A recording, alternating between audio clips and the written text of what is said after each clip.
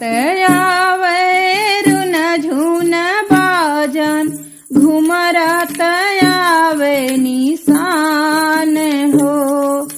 बाजत आवे रुन झून बाजन घुमरत आवे निशान हो। पूछत आवेला राम से लक्ष्मण कौन राजा जनक दुआरी हो। पूछत आवेला राम से लक्ष्मण कौन राजा जनक दुआरी हो।